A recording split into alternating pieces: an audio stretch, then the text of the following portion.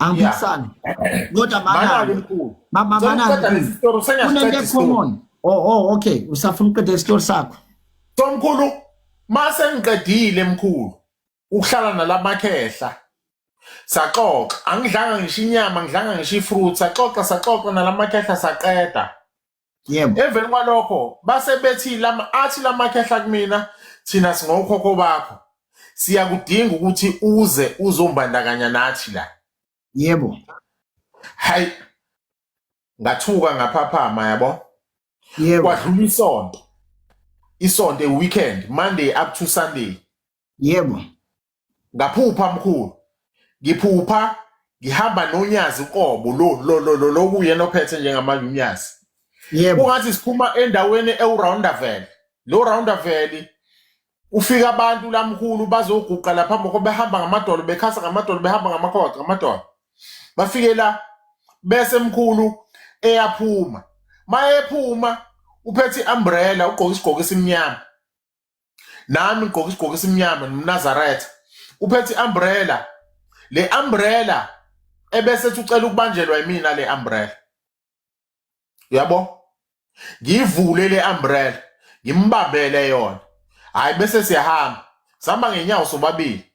Kuma imoto emnyama lapha phambi kwethu siyongena kule moto emnyama. Imoto emnyama engathi iSUV, yabo? Imoto emnyama eSUV. Hayi. Ngingene ngapha ngimfake ngala, ngingene ngale mina ngiyoshayela. Ebese ethi yena kumina angibambathela ehlombe. Athi asambe siyolapha siphilisa abantu. Usho yena. Okay. Emveni kwalokho omkhulu ngithuke ngiphaphama. Mana mkhulu ngiyathinteka uma usuyibandakanyisa nokuzibona emaphushweni akho ushembe ebe cult. Okusho ukuthi ukwenza qondana ukuthi wena naye nisezingene elilodwa nawe ubungaba nabantu abakhothamelayo. Angithi mkhulu mina njoba ngangenwa amakhosi. Mina ngatshelwa abakhosi akithi akwaGomede ukuthi angisoze ngakhothamela enye indoda ngoba mina nginobukhosi basekhaya bakithi. Yinkosi mina engimgamele. Akufanelanga ngikhothamele enye indoda. Ngithe mengiyibuka lento amavideo kaShembe ngiyawabuka kakhulu. Lapho ubona indoda endala ubhebhenene izigijima iqhaqa ngamadolo omkhulu into edabukisayo. Yabo ngathi mina no. Angikwazi ukuthi ngiyinkosi ngiyokhothamela enye inkosi. Inkosi uShembe iyinkosi ngokwakubo. Amakhosi singamakhosi nathi emzini yasemakhaya ngokweminyango yonke siyingamele. Emakithi angikwazi ke ukukhothamela umuntu ophila nje ngokwenyama njengami. Ngibona uShembe ufake ijazi elimhlophe elifanayo nelakho ukuthi lakho limnyama. Lamajazi enu nobabili achaza likhona elimhlophe. Okay, lele lakho ngoba limnyama elakhe limhlophe ngiyakuzwa ukuthi likhona elinye kodwa ke ngikhulume ngengibonile. Achazani lamajazi enu ake nisichazele thina sibona omajazana chazani ijazi mkhulu abamajazi. Akushiyo ukuthi ijazi mkhulu isembatho. Okay. Isembatho leso sibonayo engisigqokayo ikutra leyani yamaSulumane ikutra. Ngayithenga ngoba uthiwa ngingahambi ngesembatho sami lesi somndawo samakhosi lesi siyingwe. Uma ngiye emathuneni noma ngiyakuphi. Ngase nginikezwa le kutra kwathiwa nansi ikutra ofanele ugqoke emnyama. Ngoba ngisuke ngiyokwenza izinto zobumnyama ingakho ke le kutra uyibona emnyama.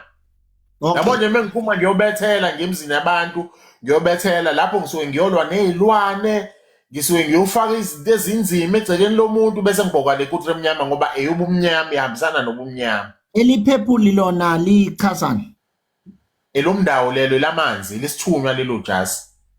Okay. Yeah. Lingaqokwa isangoma noma livumeleke kuShembe nakuwe phela. Akazi ke mkhulu ukuthi usho siphi isembatho ngoba khona phela izembatho eziphephuli zamaRoma. Zikhona nezezayoni uthola umfundisi ufuna ukuhluka yedwa ayikhethela ukhala wakhe. Kodwa mina ngikwazi isembatho sinikwa abantu bakini. Bayakubonisa imimoya ikhulume nawe ulalela. Sifuna ugqoke kanje uma uyokwenza into ethile. Bese bekuvezela leso sembatho bese uyasithungisa. Awuveli usuke ekhaya nje kade uneme ujabulile bese uhamba uyothungisa ujazi. akunjalo mkhulu. Okay. Wena uma ngabe uhlangana nomalume uMdu Shembe uyakhothama noma Angikhothami mina. uyamkhawula nje umile mawuhlangana naye kanjengalokhu behlangana noMtsepe Emile nawe uyama mkhulu, mina njengoba ngutshela ayikho indoda noma inkosi engeyokhothamela ephila ngaphansi komhlaba ngoba mina ngiyinkosi, mina Msalofu ngokwakithi kaGumede. Ngoba mina ngimbetha amakhosi, angikwazi ukuthi amakhosi ami ngiwakhothamelise kwenye indoda. I cannot do that. Zokwenzela i-example, unomfana, ngimbiza ngomfana lapha ngoba akazange azangi-understand, akazange azangibona ukuthi nguba. Unomfana wakaShembe, uyinkosi loya mfana. Okay. Ngahlangana naye eGateway. Okay. Uhamba nengoduso yakhe. Kodwa mina angiboni ukuthi ingoduso yakhe le ngoba ushiye ngemuva, ihamba ngemuva. Sengiyancokola ke mina nale ngoduso. Angiboni. Awu washela unkosikazi wenkosi. Angishelanga, ngangicoka angisazi ngathi kodwa ngathi nje mina mawuhamba nendoda ncika kuyona ungahambeli kude ngoba sokuthatha thina samashinga. Ngincokola. Shaya inkosi kufanele nabona ukuthi liyancokola leli khehla yabo.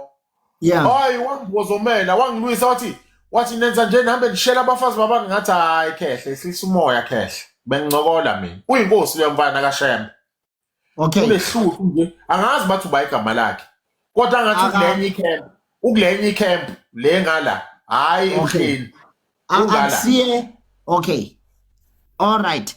So awungitshele ngibona kunenkosi ebizwa ngokuthi ikhothamelwa abantu bethi abantu iyayishintsha impilo kodwa la ehleli khona akushintshanga impilo ngoba ubugebengu obukhulu butholakala eNanda kodwa sithola thiwa noNkulunkulu khona eNanda. Ngabe kubuhlamo obungakanani ukuthi njengoba kuthiwa uNkulunkulu khona kodwa izwe lakho nalingaphili futhi.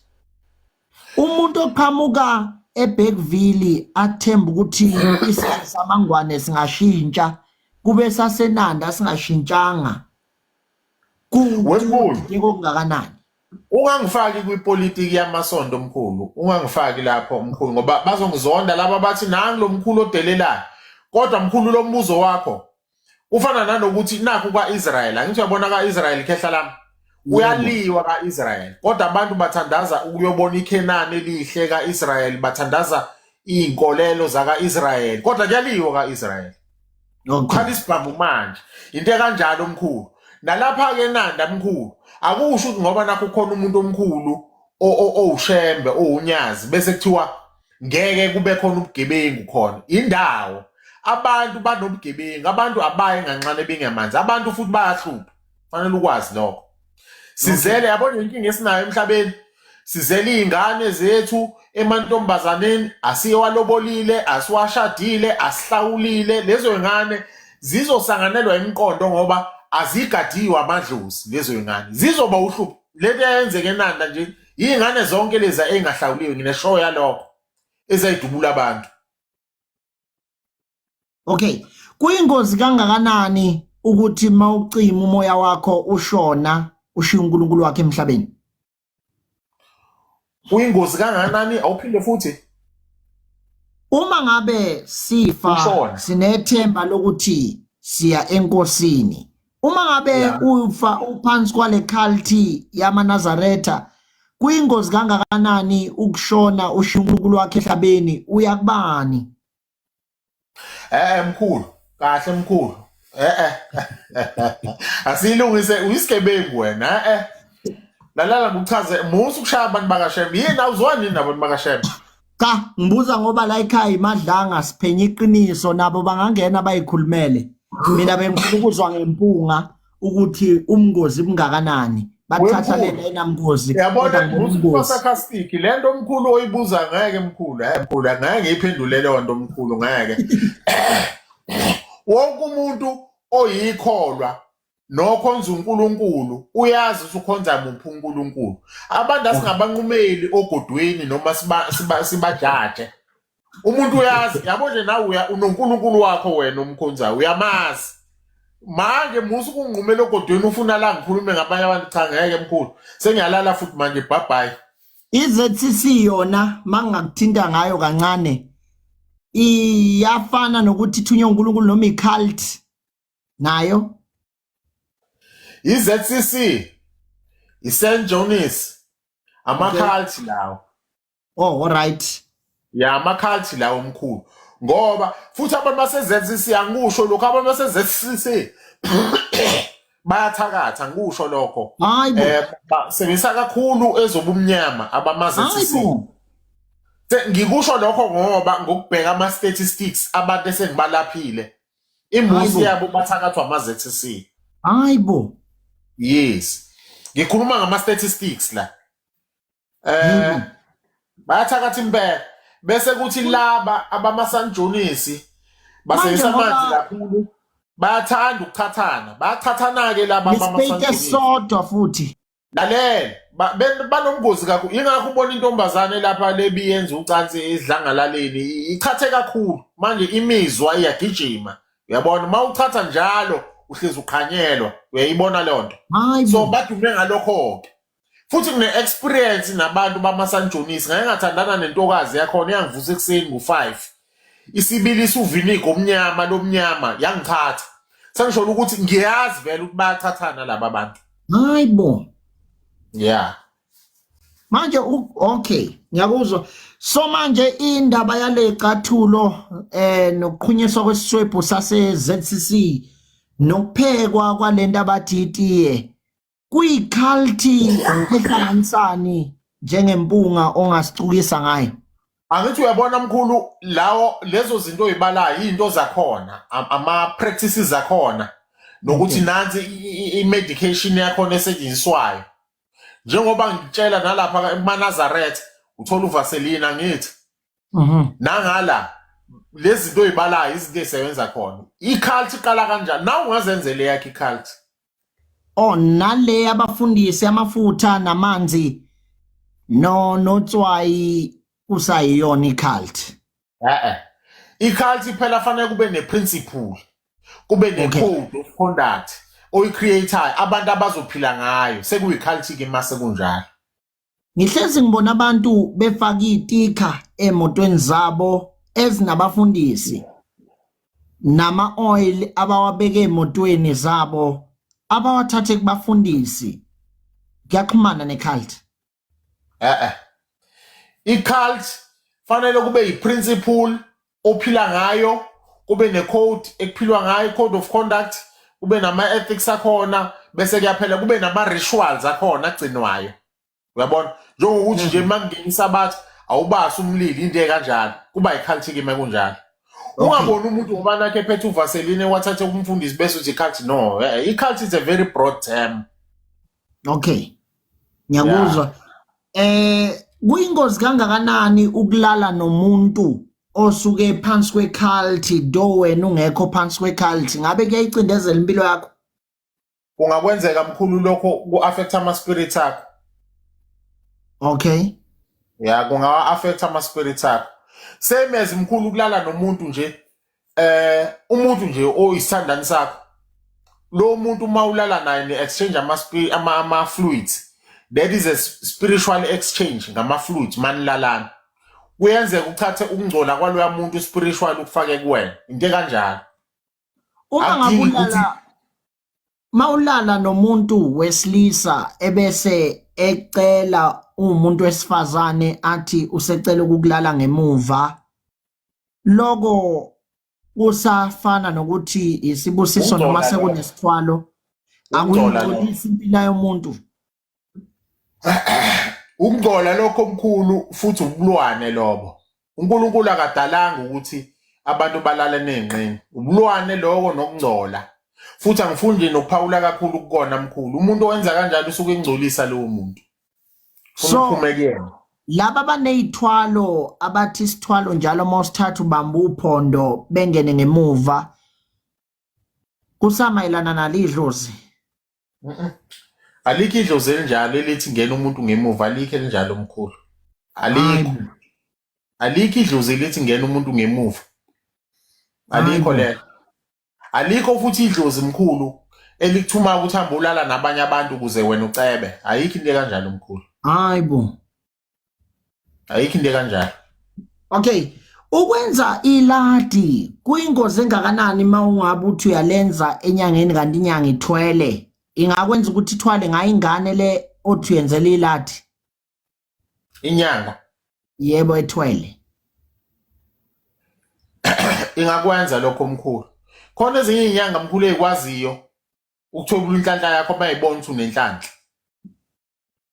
Ingakho ngiyangithi ngitshela abantu ukuthi mawuye enyangeni never ushiye insila yakho enyangeni. Ngoba inyanga iyakwazi uthatha leyo insila yakhe iguqula ithobula inhlanhla zakho. hayibo Yeah. emadoda Kehla lami isikhathi u2 manje ngicela ukuphumula ngicela ukuvalelisa ku live wakho ngicela ukuvalelisa Kehla ube right uphile yes. yabonga baba kodwa igama lala ekhaya libalekile ngibhlungu nje ngitholile namhlanje elithi bonke abaphansi kwekhalthi nabo bonke abenza yonke lento ekungcola la ekhaya sibahlonipha ngendondo yabo yokubabiza ngokuthi baphansi kobuhlama Uyagula wena la ekhanda lakho. Akuphelelanga la ekhanda lakho. Yabona ngoba udelela abantu. Ngekaphatheke kahle angekaphatheke kahle ama-followers ungalitholile leli gama uzuphuma Lalela. Yabona ngoba udelela abantu. Mina ngiyahlonishwa kakhulu international accolades. Manje wena ngoba udelela abantu uzongcolisa igama lami kuyofanele ngiqheqe eduze kwakho. Ngeke nansi inkulumo ngiyasondela kuwena ngiyakukhulisa ngiyakufundisa manje muzodelela abantu yazi ngitshela indaba ngegama elisihlama mawuthi ubiza umuntu ngesihlama mkhulu usuke uthi lo muntu udaka oluphuma einqeni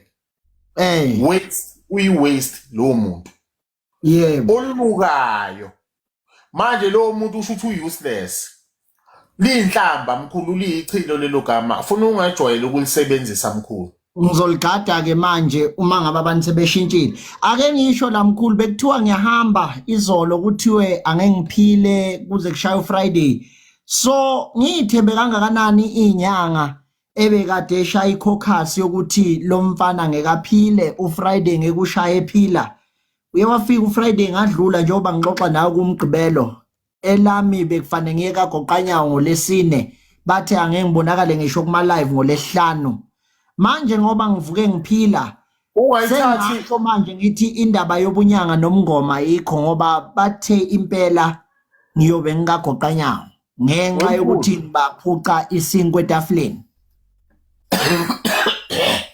ungayithathi kancane emkhulu inyanga bangakubekela u7 days bathi mkhulu uzoya kagoqanyawo kungenzeki kulo 7 days kodwa uthothi kuyenzeka after 30 days bese uyashona wena ngoba phela lento abayenzayo lapha bazoqhubeka bayenze mkhulu bazoqhubeka noma mekuthi bagqibile ngoba phela abantu bayagqibana ngezithombe lento izothi mayibola mkhulu ibole nawe ungayithathi kancane so mina engakuxwayisa nje ngicela ukubuza ubani omkhulu phakathi kwenyanga nomvelinqangi obvious umvelinqangi ngiyabonga mina mkhulu ngithi kuwena noma sesakhuleka cha ungakhathazeki ngithi mina engifuna ukushiya nalo kwagcwala engifuna ukushiya nalo mkhulu lithi in as much as sonke sikhonza kumvelinqangi ubaba wethu wasibekayo la ngicela ukuthi mkhulu ukuze uphile isikhathi eside gwema ukuthi ube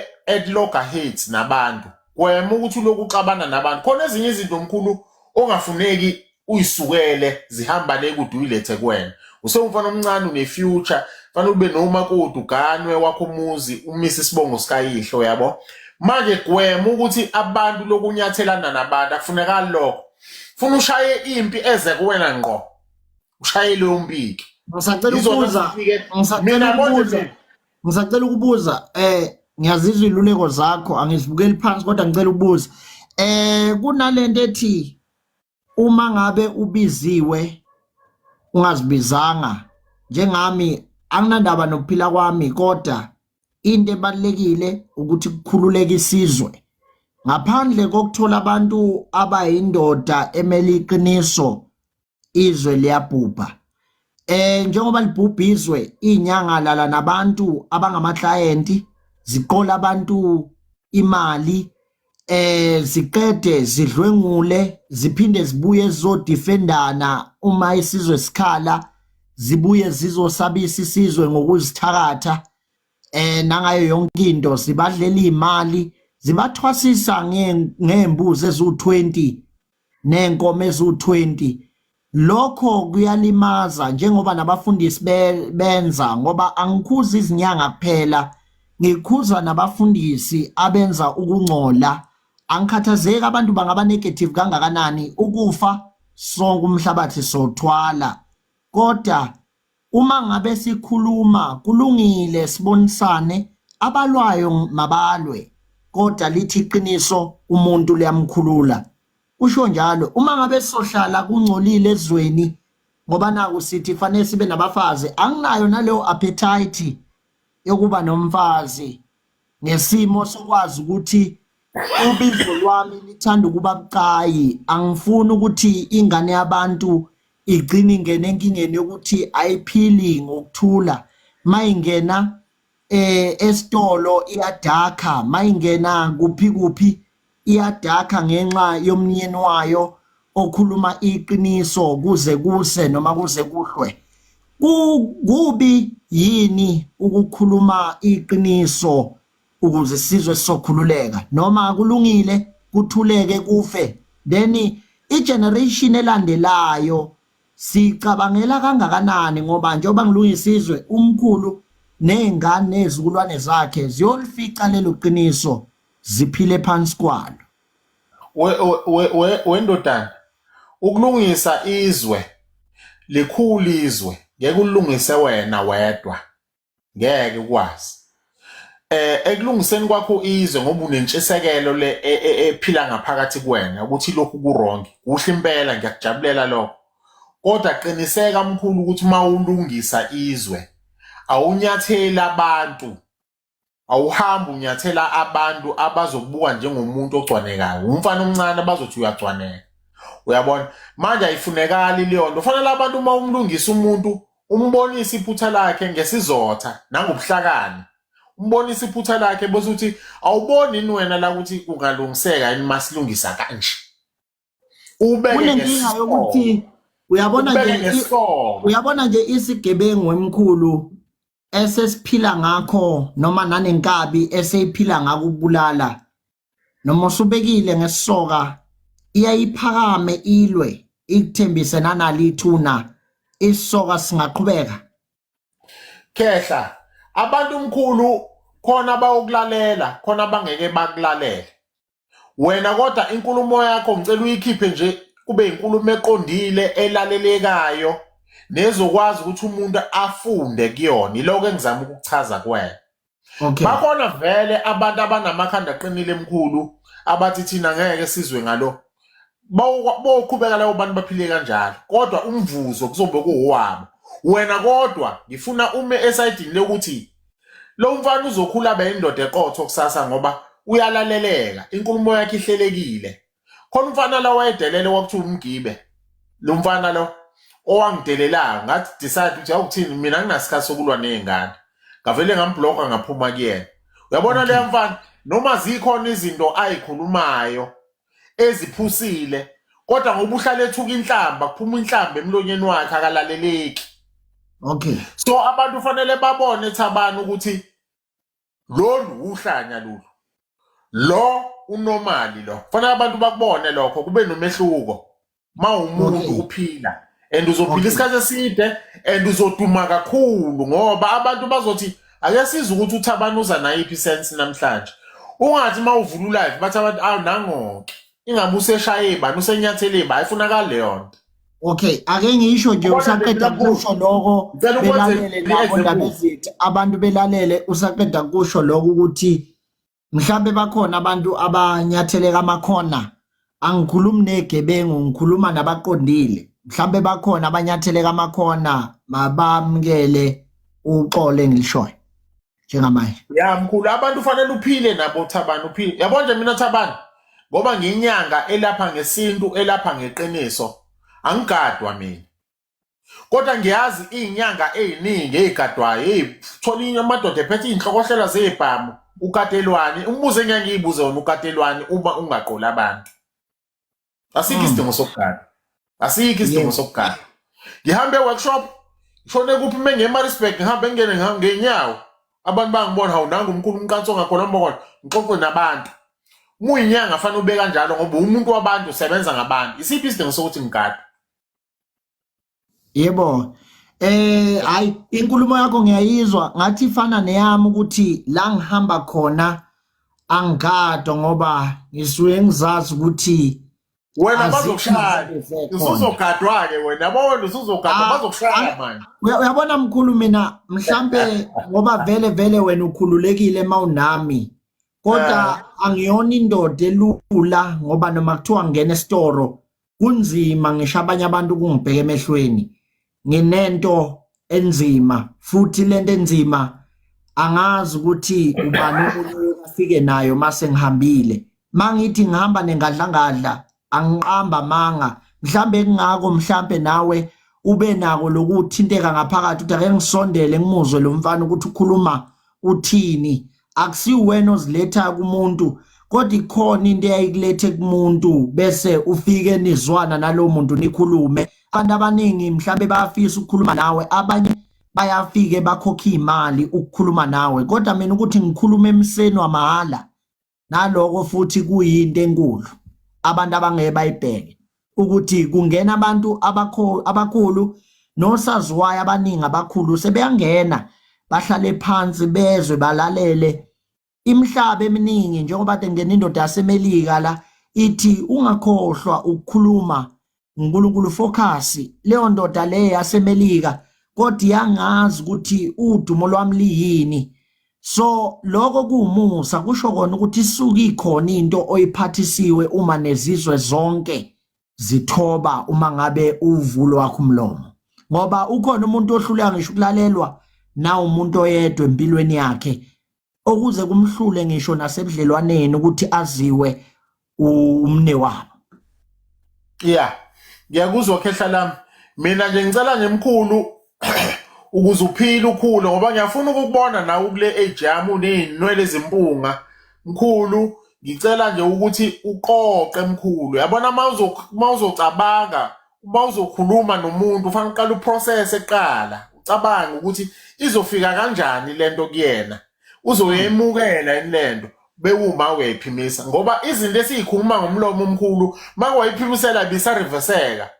sekufanele uxolise manje ngoba uyibeke kabi wangayibeka ngesoka wayibeka ubudlapha ayifunakali leyona fawuqala ujule eqala take your time akekho ozokushaya jula bese uyakhuluma nabantu kodwa ke mkhulu engicabanga ukuthi abantu abaningi ake sibuyele nje kuleli gama lethu elokudlala la ekhaya lelo wena obe solichaza so usikhombisa ubanzi balo nokujula kwalo thina la ekhaya siyayisithi angazi uyakhumbula mhla abafana besakhula uma ngabe bekuthiwa uyamsaba yini lo athi cha angimsabi kuthiwa wena uyamsaba yini lo thiwa cha angimsabi bese kukhiwa umhlabathi ubekwe phakathi kwabo bese lo munye ewushaya iqopho omunye bese isuka inxabano belwe ikahle uma ngabe silisebenzisa besilisebenzisa njengokuthela inhlabathi ebusweni ukuthi njengoba umuntu ehambe idumisa ethi nginesigodlo esinamandla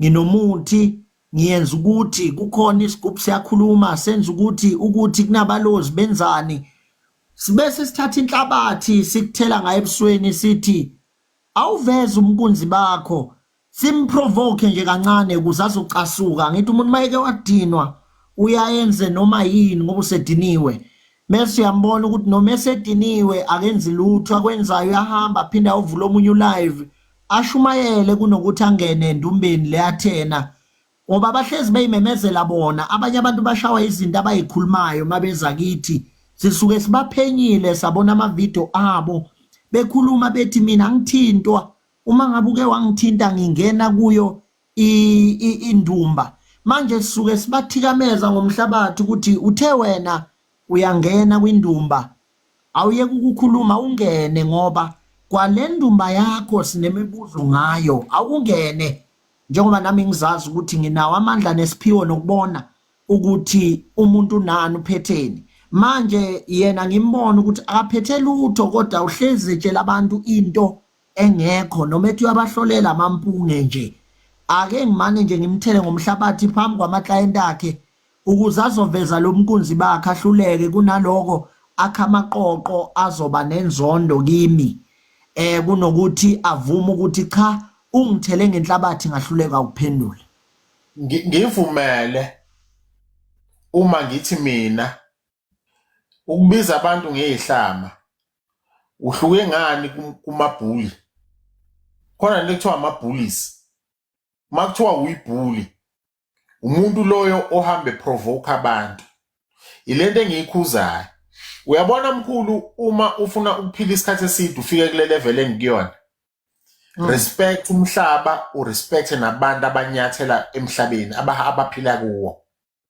okay ave kumnandi ukuzehlisa Thabani bese uyeka umdali the almighty God uAllah subhanahu wa ta'ala kube uyena ozokuphakamisa abantu kodwa bahloniphe ngoba awuyazi background la beqhamuka khona awuzazi futhi izithunywa zabo abahamba nazo abazembethe ngokomoya awuyazi history yabo khona abantu nje Thabani abakusukele bakubuke bangakuthandi bakuzonde ungenzanga lutho khona abantu emsebenzini njengoba ngikhuluma nawe uthi uyafika emsebenzini bafile threatened ngawe ngoba wena overqualified bakuthakathe labo bantu bafuna ukukubona uphuma ngesango kodwa mebebona wena ukuthi umuntu o-qualified or overqualified but on top of that you are humble uzehlisile you are down on earth umuntu might change his or her mind athi no angamthakathi lo muntu I might learn something kulo mfana uyabona so ukuba ibhuli ubiza abantu ngezihlamba ucreator lento esithi red tape wena ired tape ezovimbela ekutheni nabantu abafisa ukusondela abayindlula buchopho njengami uwena baqhele emkhulu ngoba akekho umuntu oyindlula buchopho omkhulu ofuna ukuyi-associate nento ehlambalazayo ake ngikhulume nge-identity mkhulu i-identity yakho wena njengoba uThabani yes it takes every day each and every day it takes your energy your time nabantu relate nabo nama-associate akho ukubuilda le character le oyiyona ukwakha le identity oyiyona just imagine Thabani ususebenze kangaka usule level abantu bayakwazi uyapopular i-identity yakho le people will like to identify themselves with umuntu o-professional manje mase kuzoqhamuka leli hlama mina leli hlama ngumZulu ngiyalazi ukuthi lisho ukuthini ingakho ngili-analyze ukuthi udaka oluphume enqeni olunukayo lona uyayizwa ukwazi ukubiza abantu mkhulu ngalelo gama ngiyayikhuza leyo ngiyayicela mkhulu ukuthi leli gama lakho lokubiza abantu ngezihlama ngoba ubona ukuthi mhlawumbe abenzi kahle they are not pleasing your expectations hlukana nalokho mkhulu ngoba asiphili sonke ngemanual so this is a standardized manual efanele kuphilwe ngayo abantu bayiphilela ngeindlela zabo and they've got their right ukuphila ngalendlela abaphila ngazo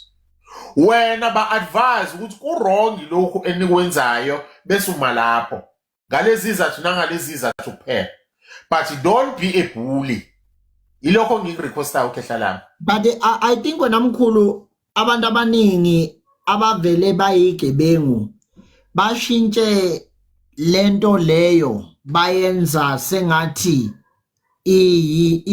isiyichilo kanti lento yaqhamuka njengencoko komunye umuntu futhi nakhona kwahlekwa namunye olandelayo kwahlekwa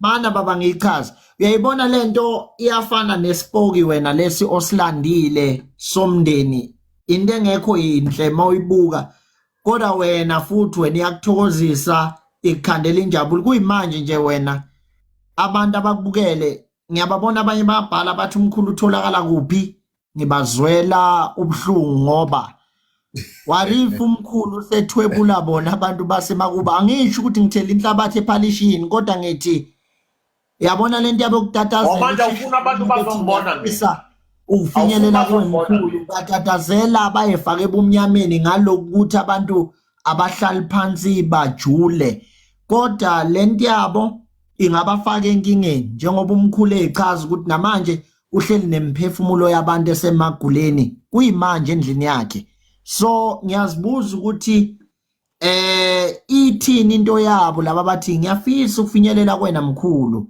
angeke ngisho kabi kodwa kuloko ngibonise kona cha malushi kuba wonke umuntu oke wathinteka angisho ukuthi ayidlishiyele ngoba uma ike yaphalaza noma ike yakushiya kwabola kuyoba inkinga futhi ake ngithi nje ngiyaxolisa ngokwesintu kumuntu onyathelekile bese ngiyandlula nje ngesihle leli gama sesizothu kulibhekisisa singalisebenzisi kodwa engisho ukuthi igebengu anginaphisi nazo ukuxabana nazo ngizolwa nazo kodwa leli gama ngizolixwaya ngoba sekukhuluma impunga ngalo kodwa igebengu zona ngifuna zazi ukuthi sizolwa nazo futhi ngesiyeke ukulwa nazo soze singene ethuneni ngoba siqekezelwa nemizi amadoda athula angavusa isikebhe isikhathi sasekhona ngaba sinabo ugebengu mina ngicela ukuthatha le thuba khehla lami kuyosha u3 manje yazi fanele ukukhokhele manje ngokungibiza la ngicela ukubonga kakhulu kubantu abathamelelo live ngiyathanda mina ukuthi abafana abakhulayo bakhule babe ngamadoda baba ngamakhehla fana ngabe kuba kanjalo ezweni bonke abantu abangena kulo live belalela uThabani uyathembisa ukuthi usezoshintsha ngeke asabathuka abantu ngizokujabulela nami ngizokumobserve ngikulandelele lokho ukuthi uyakwenza na manje ipokoza ngibonge kakhulu uThabani ukuthi ungibize namhlanje ungithole ngilala ngikunyalala suthatha u3 hours wami wonke la ngibonge kakhulu kodwa ngiya-enjoy ukuba nawe emkhulu ngoba siyadinga ukukhulisa abantu siyadinga ukubambulela abantu bazi ukuthi kwenzakalani emhlabeni ngibonge kakhulu ke khehla lami ebukhosini ulale kahle nawe nabantu bonke balale kahle ndaba ezethu bafowethu ngiyacabanga ukuthi ngitholile lenkulumo kade ngiyifuna uTikTok